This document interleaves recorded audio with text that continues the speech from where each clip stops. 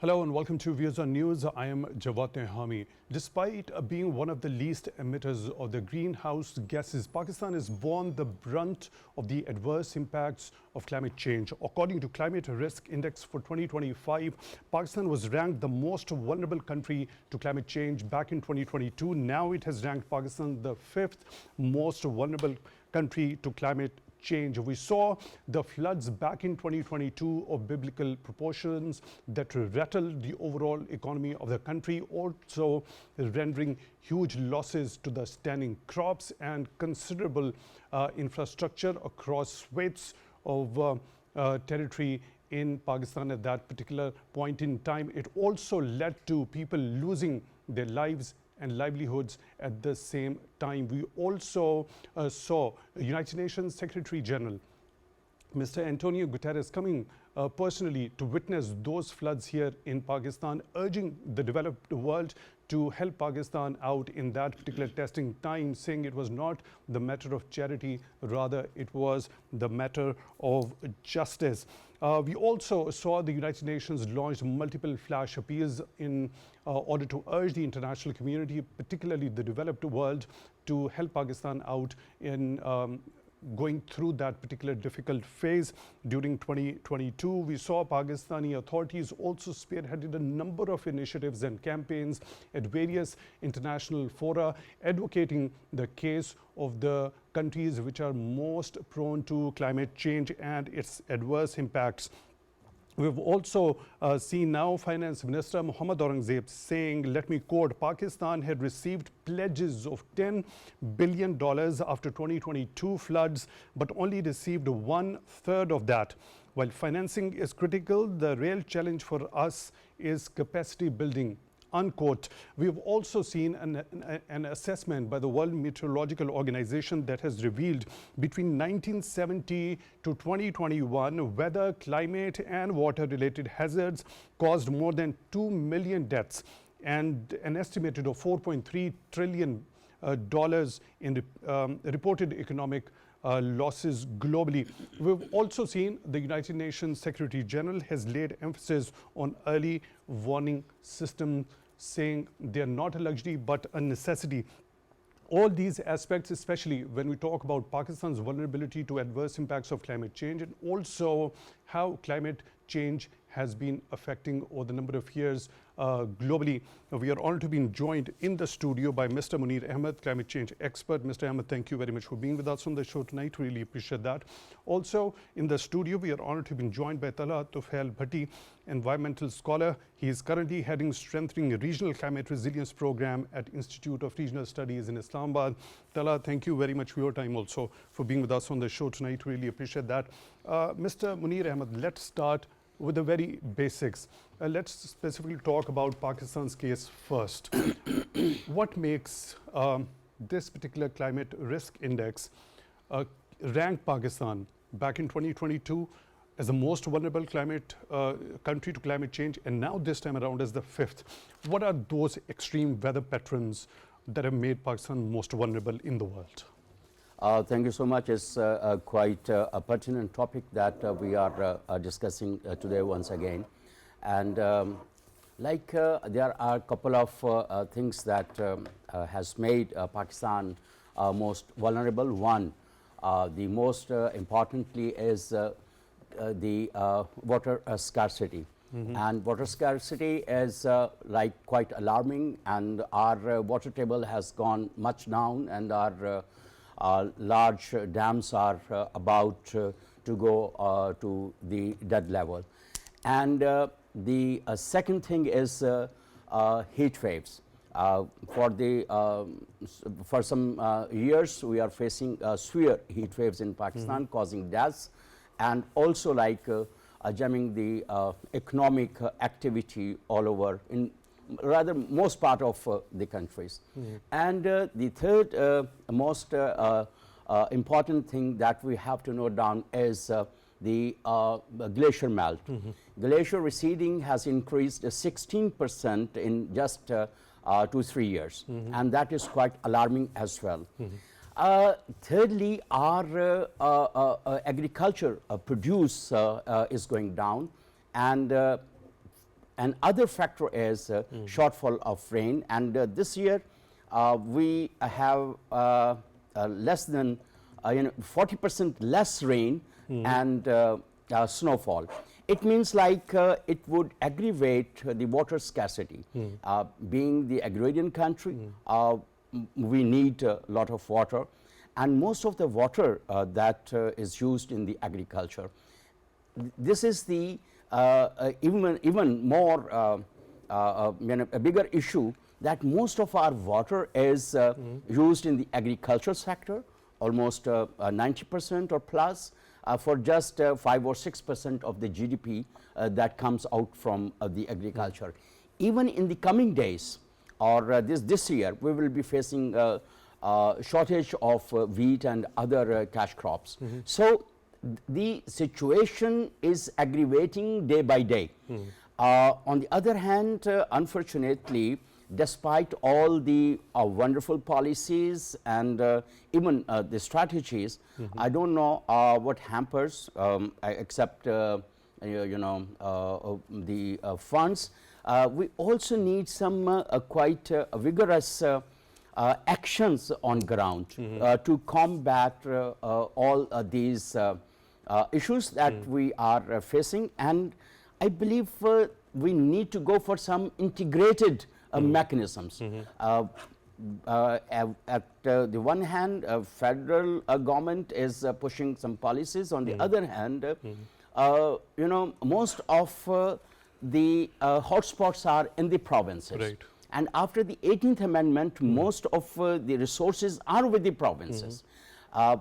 Federal can give certain national level policies in consultation with the provinces, and they have made, for example, National Adaptation Plan and Living Indus and a couple of others, and even a National Disaster Management Authority that also develop certain plans for monsoon in consultation with the provinces and the hotspot districts. There is a considerable responsibility so this is the scenario on basically. the shoulders of the provinces at the same time, while the federal government comes up, chalks those policies in order to mitigate the adverse impacts of climate change. It happens to be the equal responsibility on the shoulders of the provincial governments.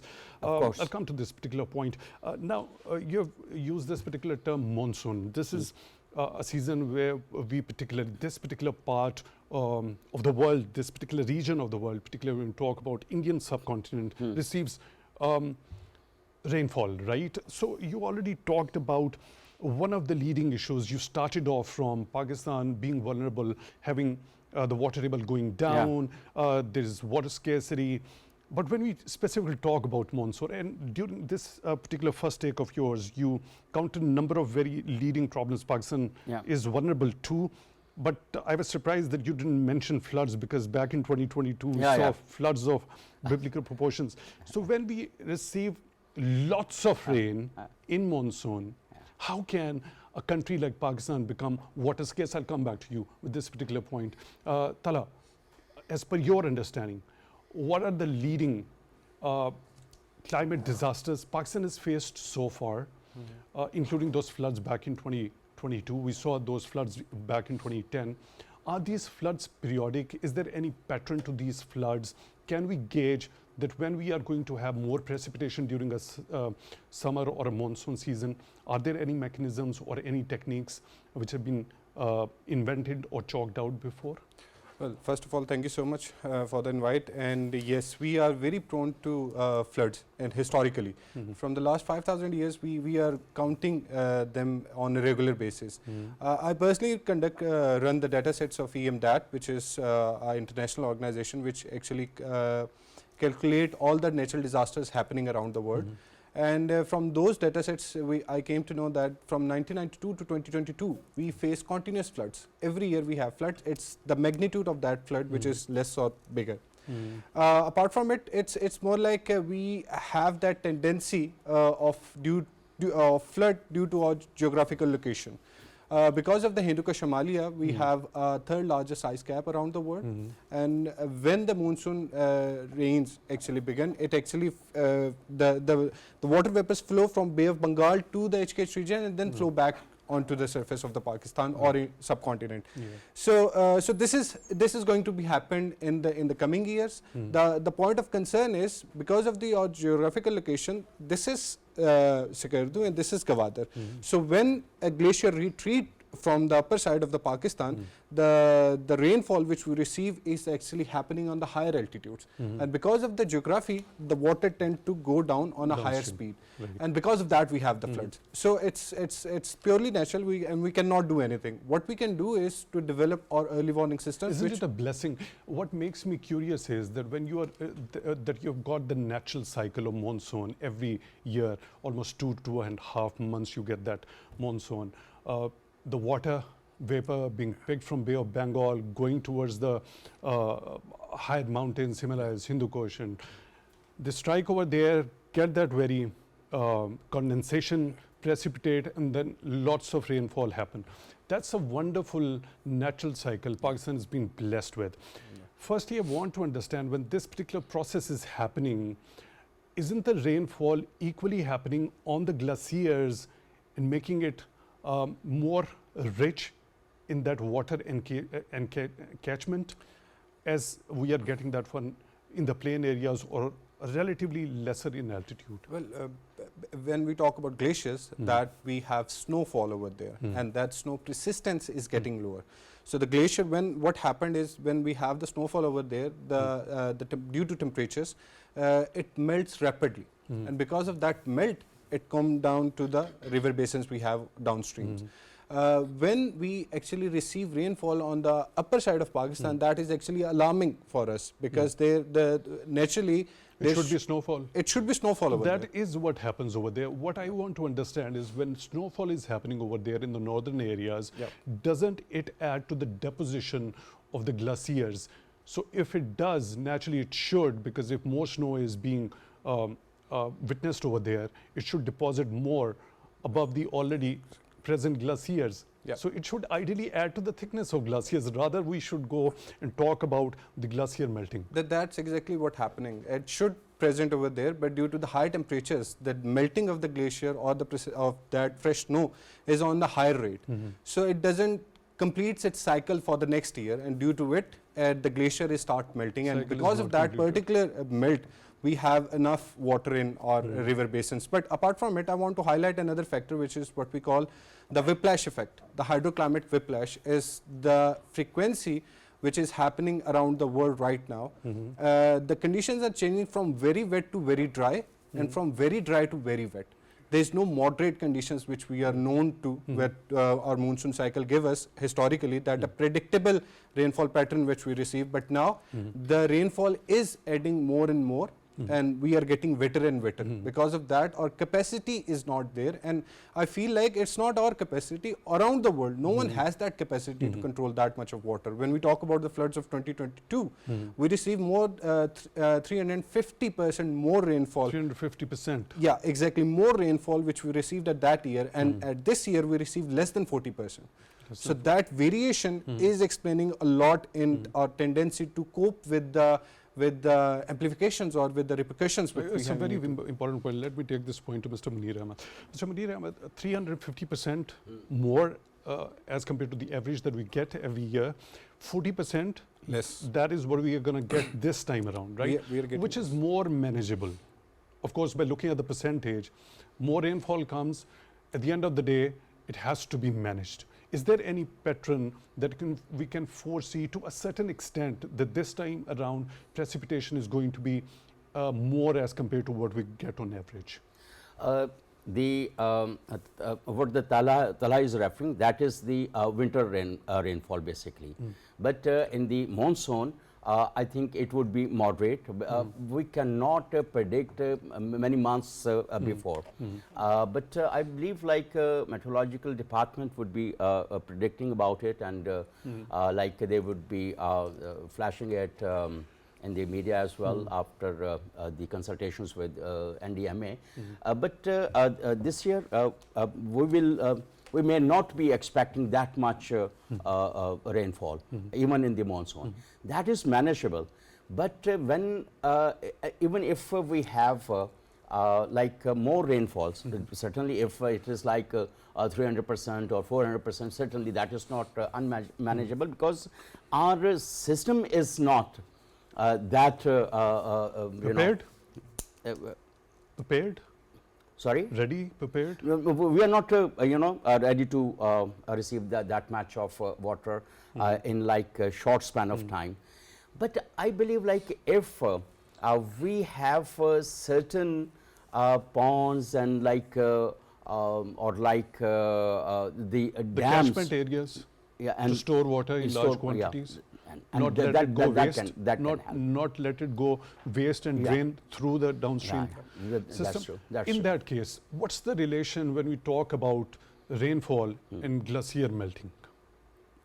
What is it? Look, So if the glaciers are melting at a rapid rate and more snowfall is or the rainfall is happening at the same time and the cycle is not completed as mentioned by Tala already, so what would be the use of having those big catchment areas to get that rainfall if that particular rainfall is going to reduce and the glaciers are going to melt at a rapid pace? That would ultimately lead us to have no water at the end of the day. yeah, that's true. Like, first of all, we need to understand the snowfall pattern, and also the average temperature and duration of the temperature. Before maybe like 10, 15 years or 20 years back, we were having snowfall, and then we had like ample time to snow to stay over there, to freeze over there and like add up the glaciers. But now because of the high temperatures and for the lesser time, snow cannot stay for long. So that is basically the technical thing, and that also melts. And besides that, because of the temperatures, the local temperatures, those glaciers that have accumulated mass over the decades also melt. And when we say glaciers receding, that is the receding of those mass of the snow that is frozen in the glaciers. Right. So not the temporary snowfall that melt. That is a usual phenomena. So the basic cause at the origin of it is the rise in temperature. Yeah, that rise in is ultimately temperatures, leading yeah. to this imbalance of the entire equation. Am I correct in understanding? Yeah, you? right. That's true. And secondly, if we can control our local temperatures, because of How can the temperatures be controlled locally? That's locally, a very interesting because- phenomenon because because- borders, I mean geographical borders. geographical borders, fine. We don't but- have those physical boundaries that in a certain specific area we could perhaps scientifically control temperature somewhere in a limited Nature-based solutions can help in it. For example, you control the temperature of this studio. For example, if you But it's in enclosed territory. that is enclosed territory. But for example, if you have more devastation of the natural cover, you are losing much of the vegetation and biodiversity, and the snow line increases to upwards. So that will increase the local temperature in the areas where like and second most important thing is human interventions over there. So now we are developing certain facilities and in the glacier areas, and that certainly human intervention will cause more damage to it. For example, even the winter sports. And like even afterwards, like many Tala would agree to it, like many people are visiting now, they love to visit like the glacier lands. What you already said that the weather patterns can't be predicted, right? In the long run, like for example, so why would United Nations Secretary General this time around, the World Meteorological Organization, with the theme closing the early warning gap together, underscores the life-saving potential of timely forecasts and the dangerous disparity in global access to them? he's said that early warning systems are not a luxury, it's a Necessity, of course. And we need high-level political support. By the way, I have something interesting to say to an already made observation by you. We need high-level political support for the initiative, with countries a boost in technology support, greater collaboration between governments, businesses, and communities in a major effort to scale up finance. Increasing the lending capacity of the multilateral development banks is the key. That's true. But the kind of early warning systems the UN Secretary General is talking about, perhaps we need to have that. And what he is talking about, what sort of early warning systems? It would be certainly some meteorological expert would say like what type of, but though we have some early warning systems in place in Pakistan, even we also established a couple of climate observatories in some places in northern areas, but they are not sufficient.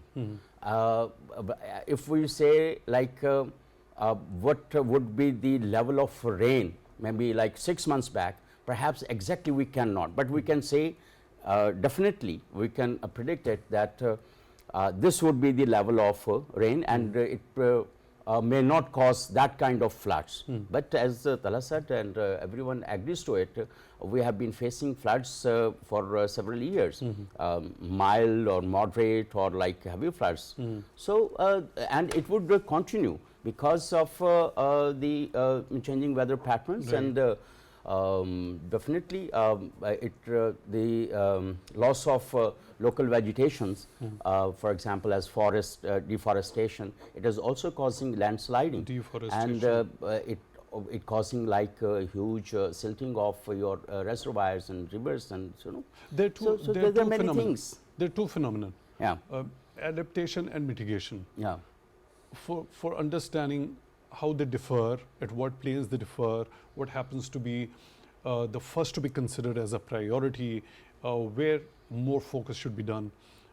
Before asking you, I'll go to Talha. Talha, when we talk about glaciers in particular, I want your expert view regarding as to glaciers, how they actually work as a regulator of the ecosystem when it comes to the water flow. It's actually quite interesting, which you have mentioned, that what is the relationship between glaciers and rainfall, and why we are having more rainfall and more floody conditions in Pakistan as compared to the last couple of decades. If we talk about the glacier is actually retreating on the upper side of the upper Indus Basin, and because of that retreat, the winds which need to be condensed move further back, and because of that further rotation, we have rain over there. So that particular phenomena actually generate the floody conditions, and the glaciers are the lifeline for us, not only for Pakistan but for the whole HKH region, and we are interdependent on each other rather than independent from each other. Why I'm saying this? Because this HKH region actually sustain more than 3 billion people on the globe, and they actually give vegetation to everybody on the basins. We have multiple basins. Indus Basin is just one of it. So all the water flow we have, all the minerals we have, all the vegetations, all the fertility we have in our land is only because of the glaciers which we have on the HKH region. And this is not more like, I can say this is the largest gap around the world, apart from North and South Pole. So this is humongous if we compare it for what could be done to preserve this? Well, honestly, what I feel like on a personal view, I think we have crossed the tipping point where we can preserve it. EC mode mostly tell us that within the next 200 years, we are going to lose 40% of the glacier mass we have on the upper Indus Basin or the HKH region. So what are going to be the ramifications of that? Till Loss of 2050, 40%? Till 2050, we may have a water peaking phenomena. Maybe we can have more water, but afterwards, it's very less water. And the only after 2040? After 2050, 2050. we're going to have less and less water by each passing year. And the only possible way to sustain for the longer term is transboundary resilience. We need to open ourselves for climate and science to each other and build that trust that we can move forward in that direction. As Sir mentioned, that we need to take responsibility rather than control of the territories we have for the HKH region, and that is actually very precisely I'm saying this on a very precise note, because apart from it, there is no possible solution. There is no survivability in the next 50 years if we do not cooperate with each other, because of the deposition we have of the black carbon on our glaciers, because of the higher melting conditions we have, because of the less albedo we have over there. And if you look at the global phenomena of global mean surface temperature, when we talk about 1.5 on a global level, on a surface it's 3 to 4, on a cryosphere it's 6 to 7. 6 to 7 degree higher. So when we talk about 1.5, we are talking about 5 to 6 or 5 to 7 degree on the cryosphere or on the upper zones of the elevated zones on the geography. Is it because of the proximity to the sun and more exposure to the sunlight? It depends upon multiple factors, but albedo is one of the major factors. Albedo is the white surface of the glacier which reflect back the heat to the outer space. When we have less snow, when we have less glacier, the heat is actually trapped onto those areas and re-amplify itself, self-regulate itself. So because of that particular condition, the temperatures are increasing on an alarming rate.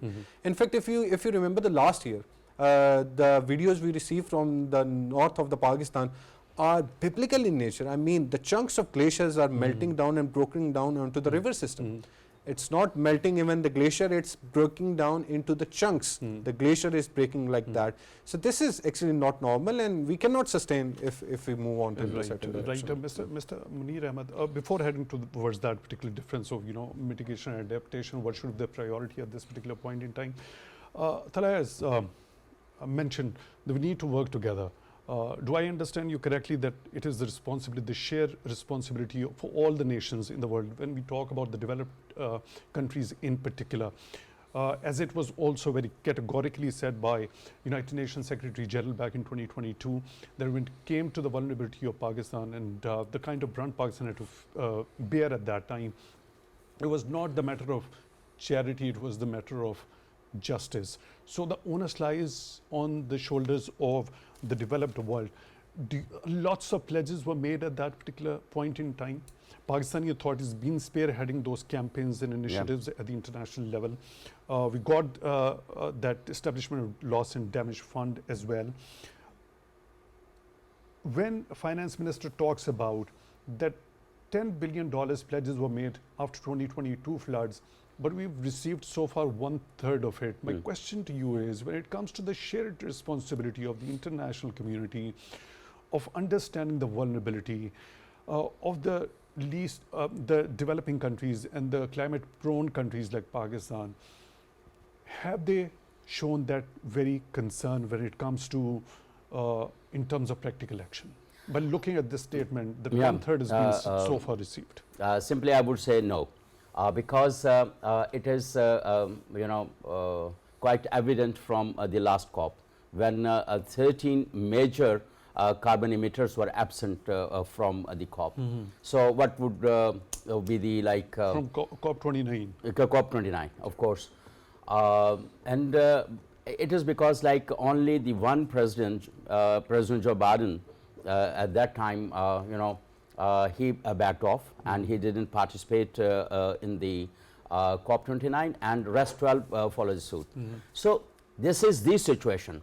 And now after backing out from the Paris Agreement and all the UN regimes backing off the grants and this and that.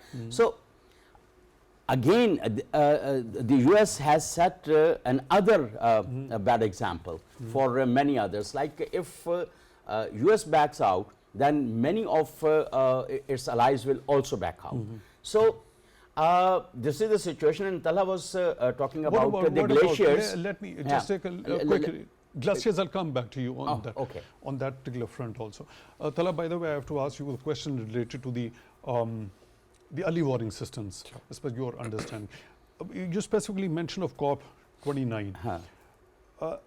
The global financing, as far as climate is concerned, it was increased $1.3 trillion a year, with $300 billion would be directed to the developing countries. Pledge of mitigation of the carbon emissions also, global goal of adaptation as well, moving towards renewable energy. These were the 4 core areas where we saw something considerable happening at that particular international mood. This is not basically what they have promised in the Green Climate Fund or the Loss and Damage Fund, but this is the fraction of what they have promised to contribute. And the volume of funds that needed for Is it good enough? $1.3 trillion. Is it good enough? It is not for the all the global scenario that we are facing. Okay. Yeah. This is $300 my take. billion for the developing countries or the countries prone to climate change. What about that? Isn't it sufficient? I don't know, like how much will come, will go to the developing countries or the least developed countries. But do you think the world is serious when we talk about a shift from fossil fuels? So we've seen very strong worded statements on the part of United Nations Secretary General regarding wrapping it up and going and towards moving towards renewable or alternate sources of energy. Is the world serious enough at this particular point, at this critical juncture, when the year 2024 has been recorded the hottest in history? Still, I believe like fossil fuels, because there is a notion that most of the COPs are dominated by the fossil fuel producers. So I don't see like any decrease very soon on the use of fossil fuels. But meanwhile, we need to stress upon the use of alternative energy resources, especially the green energy resources. We need to harness our solar energy or wind energy or like, but we need to go about it. But do you think like electric vehicles will soon replace all the petrol, vehicles or, but I really I'm not that much optimist about it, that the fossil fuel. And especially when you already mentioned of the United States of America pulling out from the key agreements, also when the president of the US says that we are going to drill and baby drill. Yeah. So that shows that. That shows that. So you were about to say something about the glaciers. Recently, 2025 is the world year of glaciers. So it is focusing more on science diplomacy, as Talha mentioned. And the second thing was early warning systems. They are putting stress on the early warning systems. So I believe like if if we could have a good science research about the glaciers, and we could spare some good money for it, and we could launch science diplomacy as quoted in the agenda of the World Glaciers Year. So I believe like I think it would be a good beginning, but I don't know like where the money would come from for like the entire cryospheres of the world. And on the other hand, we know the our North Poles and what is happening over there and what is happening in the glaciers. But let's see, one should be more hopeful and optimist that the people will come and fun, because we don't have any option other than. Not an option. So the responsibility comes back to on our own shoulders. We need to actually do something serious about it in order to either adapt and then be prepared and have that resilience and then go for mitigation if any sort of adverse happening happens in future as well. Talha, has the world felt the heat? Because we have seen in the last couple of years, it was not only Pakistan, we've seen heat waves all across the globe, the wildfires in much of the developed world also. We have seen floods also in the developed world, in the Western countries. A number of other has the tropical cyclones, the frequency and the intensity of tropical cyclones increasing at the same time. Do you think the world is seriously feeling the heat as far as their understanding and converting that understanding into practical action in order to address this particular existential threat is concerned? Yes, I mean, if you talk about that they know the problem exists, yes, they know that the problem exists over there, but they do consider themselves as a threat on that. They might do not feel that threat, because when we talk about natural disasters, the frequency and intensity is actually increased with every passing decade right now. So in the coming decades, we're going to face more, and they know that they are going to face more threats. When we talk about these, interestingly, when Davos happened, every year there is a certain risk index, which is global risk index, which is actually get published. And in that report, if you look at that, the short term, the 2-year targets which we have, the most ample or prominent risk we have, the second or third number is on the extreme weather events.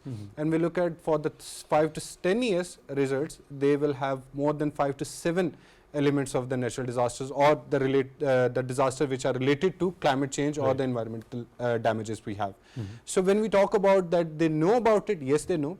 Are they serious enough to do anything about it? I certainly feel like the petrostates around the world are very concerned with their extraction models. And when we talk about renewable energy or the green energy, they actually going to extract those minerals which are present into biodiversity hotspots. When we talk about EVs, EV actually consumes 7 times more natural resources compared to a combustible car. So I don't think so that this is a solution. So the alternate that the world actually thinks at this particular moment doesn't seem to be the viable alternate. Yeah. Am I correct in understanding you? Yes. So then what is the alternate? They are positive levers which we know that they usually report in their reports and in their talks, like you mentioned the Secretary General, they are mentioning it that the early warning systems are very necessary for everybody to have. And that is actually true, because that early warning system gives you the time limit to excavate yourself from that particular zone. But it doesn't give you any resilience regarding to the adaptability. Short of time, I'll have to wrap the show over here. One last quick question to you. When it comes to Pakistan's authorities, when it comes to our nation's own responsibility in order to address this particular challenge, because as far as that particular concern or the feeling of the heat of the Pakistan's vulnerability to climate change and how much brunt we have borne over the number of years, lesser help seems to be coming as per that very statement of Finance Minister. What should be primarily done?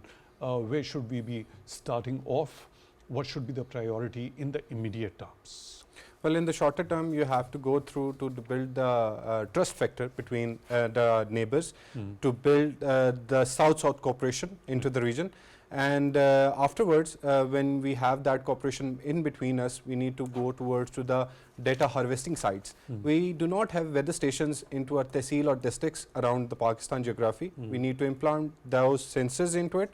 And from those sensors, we need to develop our demand-based orientation to the problem, rather than copy-pasting everything from the developed world. And when we have our own demand, then we can plan those initiatives in a much compatible way rather than we are right now. Mr. Munir Ahmad, your quick last comment regarding as to what should be done ideally now. We launched our national adaptation plan in August 2023. I think it is a major and comprehensive action plan for Pakistan. At least we shall kick off implementing it. And in consultation with the provinces, of course. Mr. Munir Ahmad, climate change expert, thank you very much for being with us on the show tonight. Really appreciate that. Mr. TalhaTufailBhatti, environmental scholar heading Strengthening Regional Climate Resilience Program at Institute of Regional Studies. Thank you very much for your time, also for being with us on the show tonight. Really appreciate that. With that, we come to the end of today's episode. Till the next one, take good care of yourselves.